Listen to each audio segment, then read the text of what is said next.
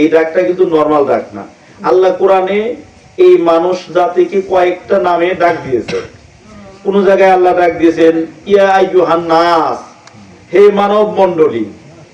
কোন জায়গায় আল্লাহ ডাক দিয়েছেন ইয়া আইয়ুহাল কাফিরুন, হে আমার অবিশ্বাসী বান্দারা। আল্লাহ এখানে ডাক দিয়েছেন ইয়া আইয়ুহাল্লাযীনা আমানু, হে আমার ঈমানদার বান্দারা। জোরে বলে সুবহানাল্লাহ। এই ডাকটা কেমন? যেমন আমরা আমাদের সন্তানদেরকে কিছু সময় ডাকি এই আব্দুর রহিম, আব্দুর রহমান, এদিকে আসো, একটা ডাক। দ্বিতীয় নাম্বার এই শয়তান এদিকে আয়, বলি না অনেক সময়? কি বুঝাইতে পারতেছি? 3 নম্বরে আমরা ডাক দেই আব্বু এদিকে আসো, মা এদিকে আসো, বাজান এদিকে আসো। 3 ডাক কি এক? কথা বলেন। 3 ডাক কিন্তু এক না। 3 ডাকের মানে মর্যাদা সব ভিন্ন। এই যে মা বলে ডাক দিয়ে, বাবা বলে ডাক দিয়ে গালে কিন্তু টাস করে চর দিয়ে পারবেন না। তাকে দিয়ে পারবেন? তা কিন্তু দেওয়া যাবে না। তাহলে মা বইলা বাবা বইলা ডাক দিয়ে কি করবেন? কয়েকটা কাজ করে মানুষ। মা বইলা বাবা বইলা ডাক দিয়ে মাথায় হাত বুলিয়ে দিয়ে তারা আদর করে, তারা কিছু উপদেশ দেয়, তারা কিছু উপহার দেয়, তারা কিছু দিক নির্দেশনা দেয়, নাকি বলেন? আল্লাহ রাব্বুল আলামিন যেখানেই ইয়া আইয়ুহাল্লাযীনা আমানু বলে ডাক দিয়েছেন, সেখানেই এই যে মানুষ যেই কাজগুলো করে না, আল্লাহ ঠিক এই কাজগুলোই করছে। সুবহানাল্লাহ বলেন। যেখানেই কোরআনে ইয়া আইয়ুহাল্লাযীনা আমানু বলে ডাক দিয়েছেন, সেখানেই আল্লাহ রাব্বুল আলামিন এই কাজগুলো করছে। কোন জায়গায় আল্লাহ রাব্বুল আলামিন ইয়া আইয়ুহাল্লাযীনা আমানু বলে জান্নাতের সুসংবাদ দিবেন, কোন জায়গায় দিক নির্দেশনা দিবেন এইভাবে চলতে হবে, কোন জায়গায় ডাক দিয়ে আল্লাহ বলছেন তোমার জন্য এই পুরস্কার আছে। এইটা হলো আল্লাহর মহব্বতের ভালোবাসার ডাক। এই যে ঈমানদার আমরা যারা আছি সবাই বিশ্বাস করেছি আল্লাহ আল্লাহ এক আছে, বিশ্বাস করছি না? ঈমানদারের মধ্যে কয়েকটা শ্রেণী। একটা হলো সাধারণ ঈমানদার, দ্বিতীয় নম্বরে দুর্বল ঈমানদার, 3 নম্বরে মুনাফিক ঈমানদার, 4 নম্বরে মুত্তাকি ঈমানদার। একটা হলো সাধারণ ঈমানদার, বিশ্বাস করছে আল্লাহরে। দুর্বল ঈমানদার, ঈমান আনছে কিন্তু আমল করে না, ঈমান আনছে ঈমানের দাবি পূরণ করে না, এটা হলো দুর্বল ঈমানদার। ঈমান আনছে কিন্তু তার ভিতরে মুনাফিকি স্বভাব আছে, এটা হলো মুনাফিক। ঈমান আনছে কিন্তু মুনাফিক। আরেকটা হলো মুত্তাকি ঈমানদার, সত্যিকারের ঈমানদার। ঈমানদার হক আল্লাহর দেওয়া সার্টিফিকেট অনুযায়ী ঈমানদার। জোরে বলুন সুবহানাল্লাহ। ইন্না আকরামাকুম ইনদাল্লাহি আতকাকুম, আল্লাহর কোরআনের কথা। তাহলে আমরা কি দুর্বল ঈমানদার হব, সাধারণ ঈমানদার হব, দুর্বল ঈমানদার হব, মুনাফিক ঈমানদার হব, না সত্যিকারের ঈমানদার হব? সবাই একমত? কারো দ্বিমত আছে? সত্যিকারের ঈমানদার কারা?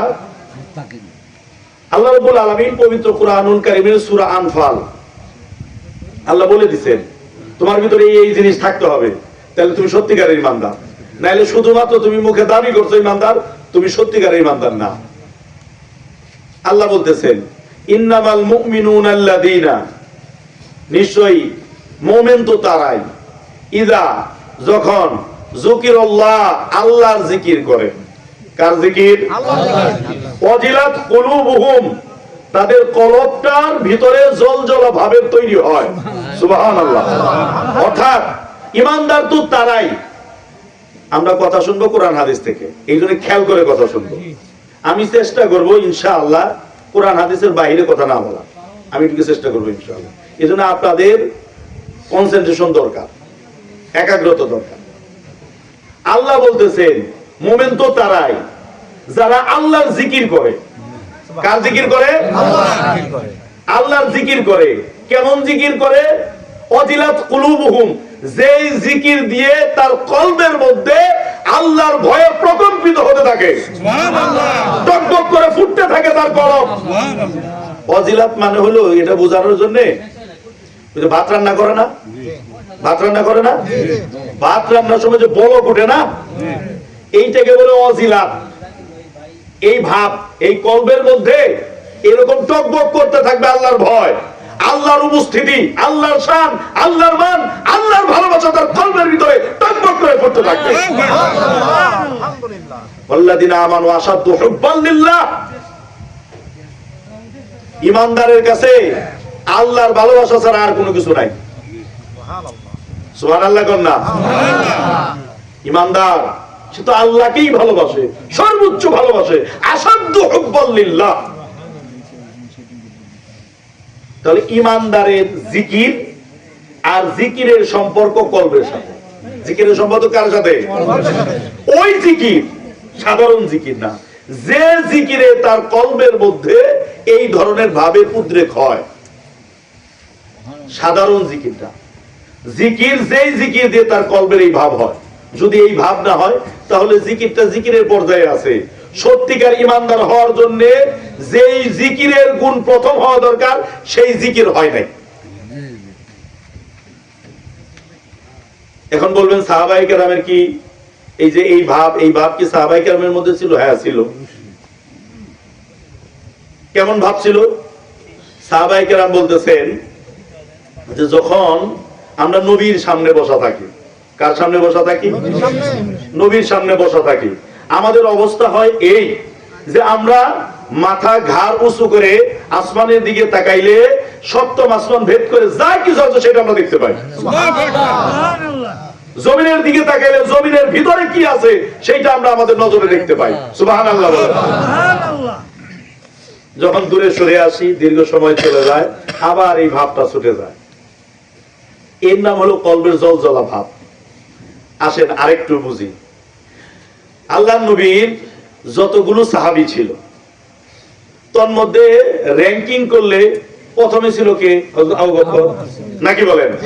দ্বিতীয় নম্বরে হযরত ওমর রাদিয়াল্লাহু তাআলা আনহু, তিন নম্বরে উসমান রাদিয়াল্লাহু তাআলা আনহু, চার নম্বরে আলী রাদিয়াল্লাহু। অর্থাৎ খেলাফতের দায়িত্ব যেভাবে দিয়েছে, যদি 5 নম্বর কোন সাহাবী থাকতো সেই সাহাবীর নাম হয়তো আব্দুর রহমান ইবনে আউফ। 6 নম্বরে যদি কোনো সাহাবী থাকতো, 6 নম্বরে যদি কোনো সাহাবী র‍্যাঙ্কিং থাকতো, ওই সাহাবীর নাম হয়তো আবু আইয়ুব আনসারী রাদিয়াল্লাহু তাআলা। সুবহানাল্লাহ বলেন।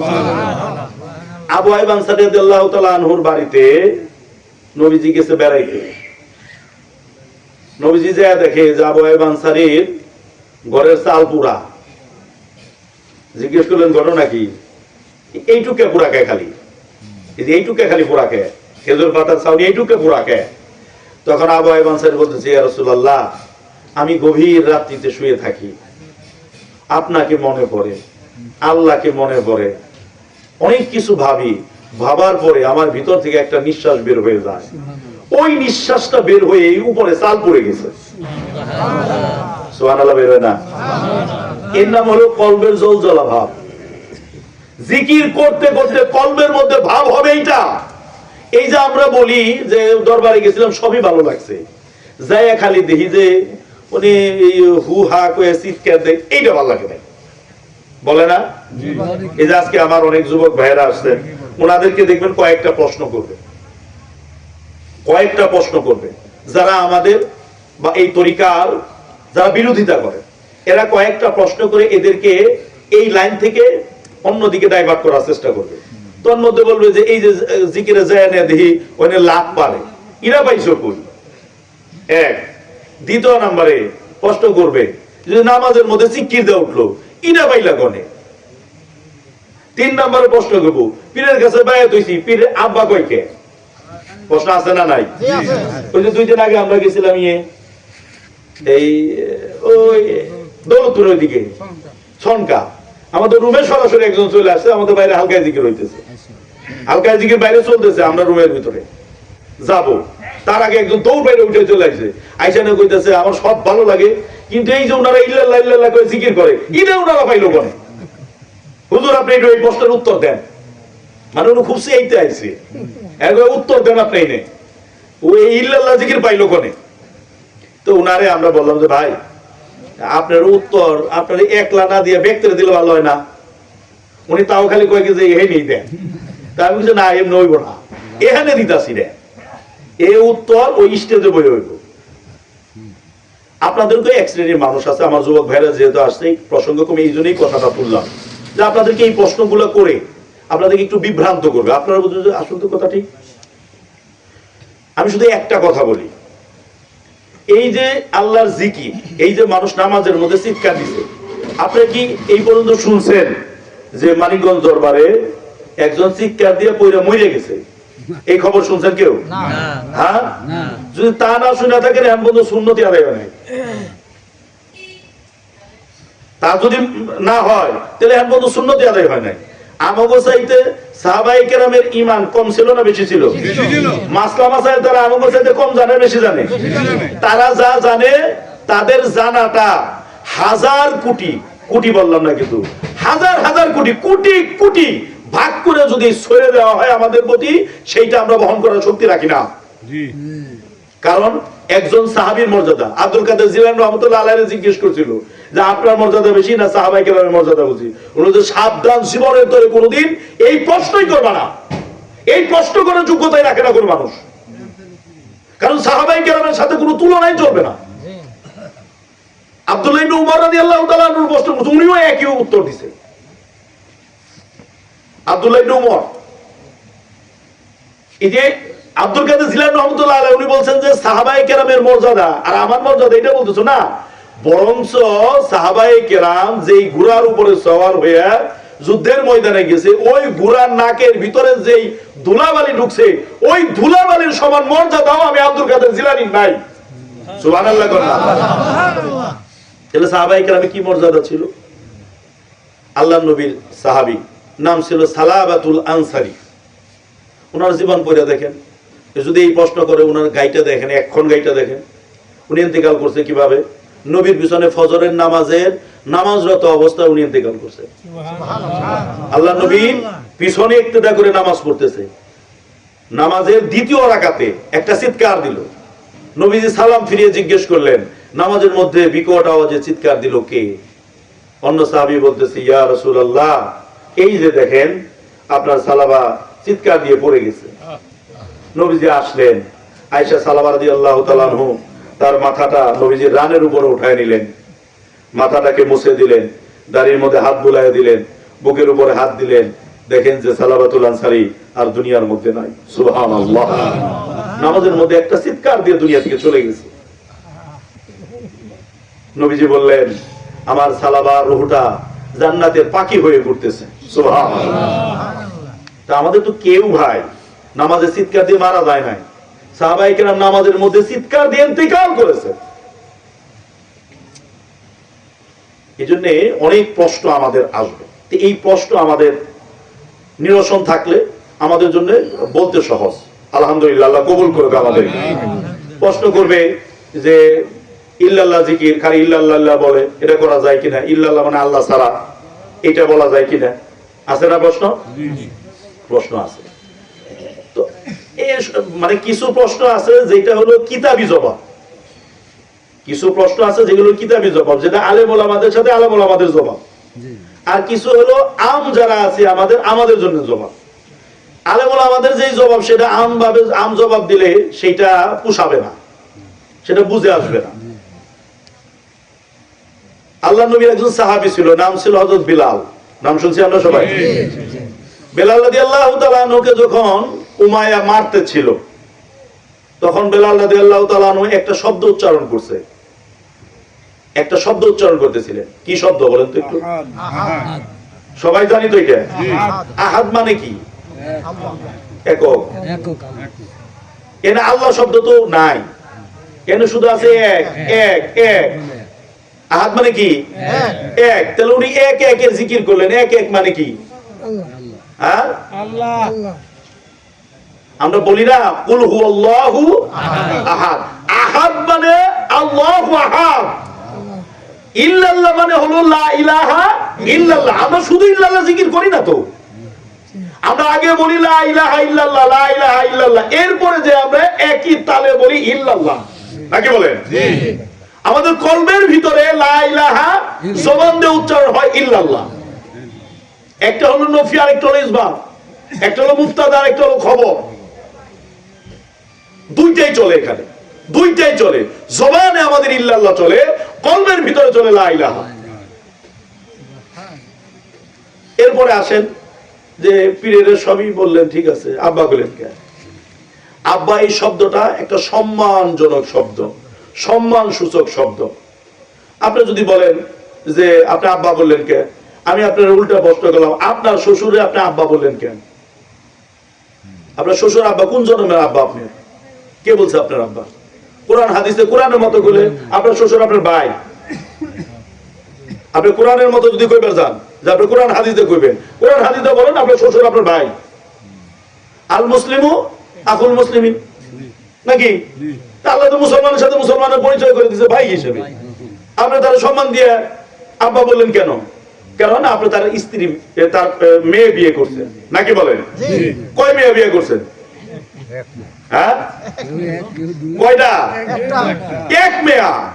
তাহলে এক মেয়া পায় একজন দিনে রাইতে সকালে সন্ধ্যায় দুপুরে কল দিয়ে আব্বা আব্বা কইয়া মুখে ফেনা উঠে ফালাইলেন। যেই মানুষটা আপনার আখিরাতের রাস্তা দেখাই দিল, জান্নাতের রাস্তা দেখাই দিল, জান্নাতের ন্যূনতম তো স্ত্রী পাইবেন 70টা। জান্নাতের ন্যূনতম স্ত্রী 70টা। তাহলে একটা পাই যদি আব্বা কোন, 70টা পাই তারা কি করবেন? হ্যাঁ, এটা হলো বাংলা কথা, এটা হলো বাংলা কথা, এটা বাংলা ওয়াজ, এটা বাংলা ওয়াজ। কুরআন হাদিসের মধ্যেও আছে, এইটা বলা যাবে। আলহামদুলিল্লাহ বলেন। আমার ভাইরা, আমি যে কথাটা বলতেছিলাম আমি এইটুকু বলে শেষ যাচ্ছি, যেহেতু অল্প সময়। আল্লাহ বলতেছেন, ইন্নামাল মুমিনুনা আল্লাযিনা ইযা যুকিরাল্লাহু ওয়াজিলাত কুলুবুহুম। ঈমানদার তো তারাই যারা আল্লাহর জিকির করে তাদের কলবটার ভিতরে জলজলা ভাবের তৈরি হয়। জোরে বলুন সুবহানাল্লাহ। সুবহানাল্লাহ। আর এই কলবের ভাব তৈরি হওয়ার পরে ঈমানদারের প্রতি দ্বিতীয় নাম্বার, ঈমানদারের দ্বিতীয় গুণ,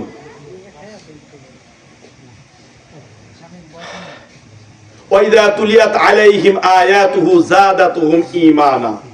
আর তারা যখন আল্লাহর কোরআনের আয়াত তেলাওয়াত করে তাদের ঈমানটা বাড়তে থাকে। সুবহানাল্লাহ বলেন। কি বাড়তে থাকে? ঈমানটা বাড়তে থাকে। এই যে আমরা সবকগুলো করি, মুরাকাবা মুশাহাদার সবক যেগুলো আছে, এগুলো প্রত্যেকটা আয়াত না? বলেন। জি জি, প্রত্যেকটা আয়াত, প্রত্যেকটা কোরআনের আয়াত। এই এক একটা আয়াত যখন মানুষ মুরাকাবার মধ্যে নিয়ে যায়, এই এক একটা আয়াত মানুষকে এই আয়াতের মালিকের সাথে সম্পর্ক যুক্ত করে দেয়। আলহামদুলিল্লাহ। ফাইনামা তুআল্লু ফাসাম্মা ওয়াজহুলিল, আছে না? জি। আলাম ইয়ালাম বিআন্নাল্লাহা, এটা কোরআনের আয়াত না? জি। এটা যে কি আয়াত? এই তরিকার যতগুলো সবক আছে, এই নিচের সবকগুলো মানুষকে আল্লাহর সাথে সম্পর্ক যুক্ত করে দেয়, আর উপরের দিকে সবকগুলো মানুষকে আল্লাহর প্রত্যেকটা জিনিস সম্পর্কে, আল্লাহর সাথে মহব্বতের ভালোবাসার, বান্দা এবং আল্লাহ মালিক, গোলাম, রব, তার সৃষ্টি, এর মধ্যে যেই সম্পর্ক হওয়া দরকার, যেমন সম্পর্ক হওয়া দরকার, ঠিক তেমন সম্পর্ক করে দেয় এই সবকের, এই সবকগুলো মুরাকাবা মুশাহাদা সবকগুলো। যেরকম সুবহানাল্লাহ। আলাম ইয়ালাম বিআন্নাল্লাহা ইয়ারা। কি কথা, কই যাও, কি চিন্তা করতেছো? তুমি যা করো সব আল্লাহ জানেন। তুমি যেদিকে মুখ করাও আল্লাহ সেই দিকে আছে। সুবহানাল্লাহ বলেন। এগুলো হলো তাকওয়ার কথা, এগুলো হলো খুদাভীতির কথা, এগুলো হলো আল্লাহর সাথে বান্দার সম্পর্ক যুক্ত হওয়ার কথা। এজন্য কোরআন তেলাওয়াত করতেছে, গুনাহও করতেছে। আবার কোরআনের মাত্র কয়েকটা আয়াত নিয়ে একটু মুরাকাবা মুশাহাদা করার পরে একটা মানুষ আল্লাহর সাথে তার এমন সম্পর্ক হয়ে যায় যেটা আল্লাহর নবী বলে দিয়েছেন, যেন বান্দার চোখ আল্লাহর কুদরতি চোখ হয়ে যায়, যেন বান্দার হাত আল্লাহর কুদরতি হাত হয়ে যায়। জয় গণ সুবহানাল্লাহ। সুবহানাল্লাহ। ওয়া আলা রাব্বিহিম ইয়াতাওয়াক্কালুন। ঈমানদার একমাত্র আল্লাহর উপরেই ভরসা করে। সুবহানাল্লাহ। কার উপরে ভরসা করে? আল্লাহর উপরে ভরসা করে। সমস্ত ভরসা একমাত্র আল্লাহর উপরে। আল্লাযীনা ইউকিমুনাস সালাহ, আর ঈমানদার নামাজ প্রতিষ্ঠা করে। কি প্রতিষ্ঠা করে? কথা বলেন, কি প্রতিষ্ঠা করে? হাত পা ধুয়ে শুকে গেল, তাই বলে কি ওযু হলো? মনের ময়লা মনে রইল, বাহিরে তুই করলি পরিষ্কার। নামাজ কায়েম করা, নামাজ পড়া, পাঞ্জেগানা নামাজে হওয়া, এগুলো এক কথা না। নামাজ যদি কোনো মানুষের জীবনে প্রতিষ্ঠা হয়, ইন্নাস সালাতা তানহা আনিল ফাহশাই ওয়াল মুনকার, নিশ্চয়ই নামাজ নামাজিকে সর্বপ্রকার ফাহেসা, সর্বপ্রকার অশ্লীল কাজ, খারাপ কাজ, গুনাহের কাজ থেকে নিশ্চয়ই নামাজ নামাজিকে ফিরিয়ে রাখবে। জোরে বলুন সুবহানাল্লাহ। এইটা হলো প্রতিষ্ঠিত নামাজির পুরস্কার, সিম্পটম, লক্ষণ যে তার জীবনে নামাজ প্রতিষ্ঠা হয়েছে। নামাজ পড়ে আকাম কুকামও করে, তাইলে বুঝতে হবে যে নামাজ হয় নাই। তার যেভাবে নামাজ পড়ার কথা ছিল সেইভাবে সে নামাজ পড়া হয় নাই, যার কারণে নামাজও পড়ে, অন্যায়ও করে। আর এই নামাজ হওয়ার জন্য আগের 3 স্টেপ পাড়ি দিয়ে আসতে হবে। আগের 3 স্টেপ পাড়ি দিলে সে এই 4 নম্বরে এই কায়েম নামাজ, যেটা সত্যিকারের নামাজ, যেই নামাজে মানুষের গুনাহ দূরে যায়, এই নামাজ সে অর্জন করতে পারবে। আগে 3 গুণ অর্জন না হইলে পরে এই নামাজের গুণ এটা অর্জন হবে না। অর্থাৎ যদি কোনো মানুষ জিকির দিয়ে কলব যদি পরিষ্কার না করতে পারে, তাহলে তার নামাজটা সঠিক হবে না, হবে না। মিম্মা রাযাকনাহুম ইউনফিকুন, আল্লাহ বলতেছেন, আর ঈমানদার যারা, তারা তাদের রিজিক থেকে আল্লাহর রাস্তায় ব্যয় করে। সুবহানাল্লাহ বলেন। সুবহানাল্লাহ। জিকিরও করে, কোরআনের আয়াত তেলাওয়াতে ঈমানও বাড়ে, আল্লাহর উপরে ভরসা করে নামাজও পড়ে, কিন্তু দান করে না, দান করে না। আল্লাহ বলে তোমার আগের 4 গুণ ঠিক মতো অর্জন হয় নাই, যার কারণে আল্লাহর রাস্তায় দানের কথা বলে তোমার ভিতরে কিপটামি আছে, কৃপণতা আছে। এই কৃপণতা স্বভাব তোমার দূর হয় নাই, কৃপণতার স্বভাব দূর করতে হবে। আল্লাহ কোরআনের প্রথমেই বলছেন, আল্লাহ কোরআনের প্রথমেই বলছেন, সূরা বাকারার প্রথমেই বলছেন যে আল্লাহর রাস্তায় তোমাকে দান করতে হবে। সুবহানাল্লাহ বলেন। আল্লাহর রাস্তায় দান করতে হবে। এই গুণগুলো যখন মানুষের ভিতরে অর্জন হয়, তখন আল্লাহ বলতেছেন উলাইকা হুমুল মুমিনুনা হাক, এরা হলো সত্যিকারের ঈমানদার। সুবহানাল্লাহ বলেন।